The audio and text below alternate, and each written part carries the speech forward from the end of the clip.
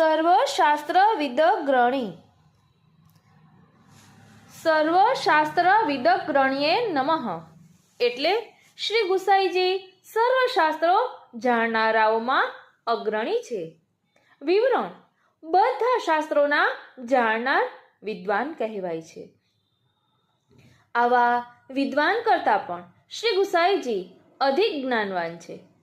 કઈ બાબત પ્રમાણ સિદ્ધ છે અને કઈ બાબત પ્રમાણ સિદ્ધ નથી તેનો નિર્ણય શાસ્ત્ર ચર્ચા દરમિયાન કરવામાં આવે છે.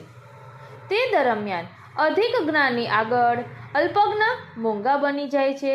શ્રી ગુસાઈજી સામે બધા જ વિદ્વાનો નિરુત્તર થઈ જાય છે.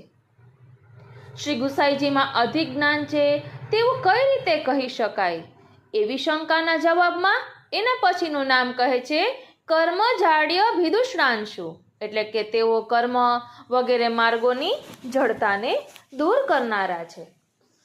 વિવરણ ભાષ્ય: શ્રી ગુસાઈજીએ શ્રી વલ્લભાષ્ટકની રચના કરી છે. તેમાં શ્રી મહાપ્રભુજીના સ્વરૂપનું વર્ણન કર્યું છે. તેમાં કહ્યું છે કે જગતમાં ક્યાંક ક્યાંક પાંડિત્યના દર્શન થાય છે. એવા પંડિતોમાંય વેદશાસ્ત્રને પૂરેપૂરા જાણનાર ઓછા હોય છે. વેદશાસ્ત્રોને પૂરેપૂરા જાણી તે પ્રમાણે વર્તન કરનાર એનાથી પણ ઓછા હોય છે. તે પૈકીના પણ બહુ થોડાનો ભક્તિ માર્ગમાં પ્રવેશ થાય છે. ભક્તિ માર્ગમાં પ્રવેશ થયા પછી પણ બહુ જ અલ્પજનોને પ્રભુમાં સ્નેહભાવ થાય છે. આ સર્વ ગુણ જેમ શ્રી મહાપ્રભુજીમાં પ્રકટ છે તેમ શ્રી ગુસાઈજીમાં પણ પ્રકટ છે.